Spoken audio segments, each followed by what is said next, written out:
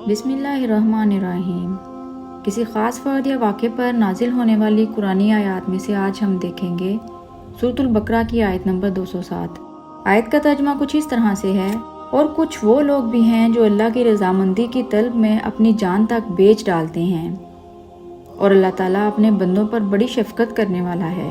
اس آیت کو نازل کرنے کی وجہ یہ ہے، روایت کے مطابق جب حکم الہی پر حضرت صہیب رضی اللہ تعالیٰ عنہ مکہ سے مدینہ کی طرف ہجرت کے لیے نکلے تو مشرکین مکہ نے ان کا تعاقب کیا۔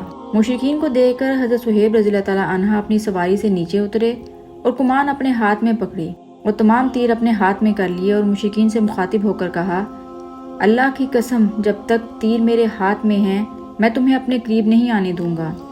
تیر ختم ہونے پر تلوار میرے ہاتھ میں ہے، اور تم جانتے ہو کہ میں بہترین تیر انداز ہوں اور تلوار چلانا بھی خوب جانتا ہوں، لہٰذا بہتر ہے کہ تم میرے پیچھے نہ آؤ۔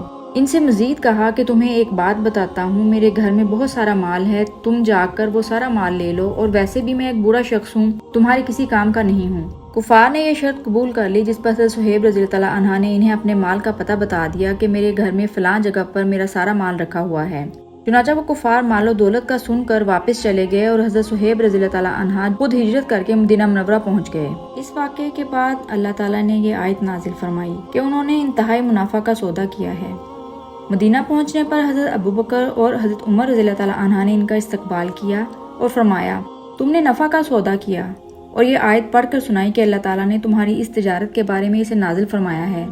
حضرت صہیب بن مالک کون تھے؟ آپ کا نام صہیب بن مالک بن سنان تھا۔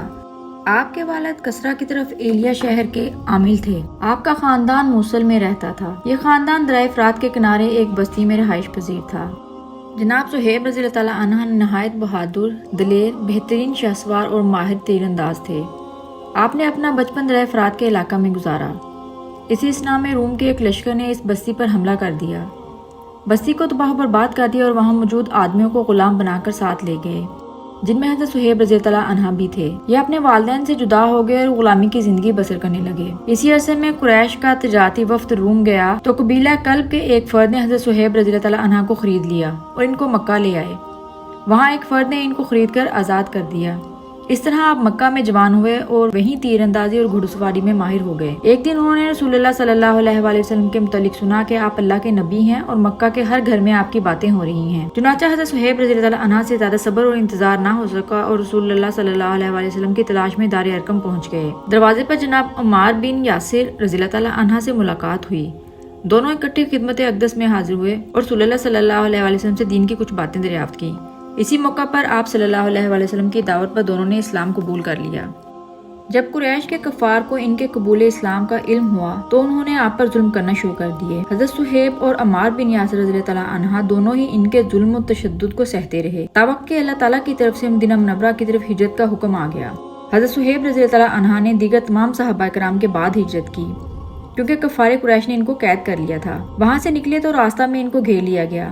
تب انہوں نے فرمایا: اے کفار کی جماعت، تم میرا راستہ چھوڑ دو، تم جانتے ہو کہ میں بہترین تیر انداز ہوں، انتہائی مہارت سے تلوار چلانا بھی جانتا ہوں۔